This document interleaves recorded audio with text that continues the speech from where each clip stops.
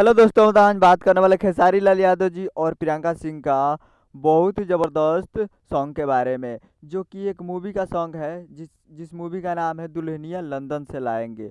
और उसी का एक बहुत ही ज़बरदस्त सॉन्ग है जिस सॉन्ग का टाइटल रखा गया है लव के लालटेन, जो कि स्क्रीन के ऊपर आपको दिखाई दे रहा है। लव के लालटेन जो कि सॉन्ग रिलीजिंग ऑन 26 जुलाई को आज शाम को 7 बजे रिलीज किया गया है on entertain Rangeela Bhojpuri YouTube channel पे। तो इससे गाए हैं खेसारी लाल यादव जी और प्रियंका सिंह, और लिखे हैं अजीत हलचल जी, और म्यूजिक दिए हैं रजनीश मिश्रा जी, और फिट में है खेसारी लाल यादव जी और मधु शर्मा जी। तो फुल वीडियो सॉन्ग रिलीज हो चुका है entertain Rangeela Bhojpuri YouTube channel पे। तो जाइए और प्यार दीजिए। तो उम्मीद कर रहा हूँ वीडियो अच्छा लगा होगा, तो हमारे चैनल को सब्सक्राइब करके बेल आइकन प्रेस कर दीजिए, ताकि ऐसे ही खेसारी लाल यादव जी के लेटेस्ट न्यूज़ लाते रहें।